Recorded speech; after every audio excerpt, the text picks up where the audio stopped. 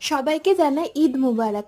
আজকে ঈদ স্পেশাল একটা মিষ্টি বানাবো। তো কড়াতে বাটার দিলাম, তারপর 1 কাপ দিলাম দুধ আর 1/4 কাপ দিলাম গুঁড়ো দুধ। তারপর সেটা ভালোভাবে ঘন করে আমি বন্ধ করে দিলাম গ্যাসটা।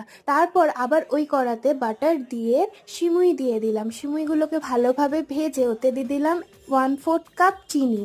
তারপর দিলাম দুটো এলাচ আর লাস্টে একটুখানি 1 কাপ মতো দুধ দিয়ে ভালোভাবে সিমুইটাকে সেদ্ধ করে নেবো। বেশি দুধ দিলে সিমুইগুলো গলে যাবে। একটু সেদ্ধ হয়ে গেলেই ওতে 1/4 কাপ আমি কনডেন্স মিল্ক দিয়ে দিয়েছি আর দিয়ে দিলাম জাফরানি রং। তারপর একটা প্লেটে র্যাপার দিয়ে তার উপর সিমুইটা দিয়ে দিলাম। গরম গরম অবস্থা কিন্তু রোল করতে হবে। তারপর আমি এটা ফ্রিজে দিয়ে দেবো, নর্মাল ফ্রিজে 2 ঘন্টা রাখলেই এই দেখো কি সুন্দর সেট হয়ে গেছে। এবার ছুরির সাহায্যে এটা সমান করে কেটে নেব।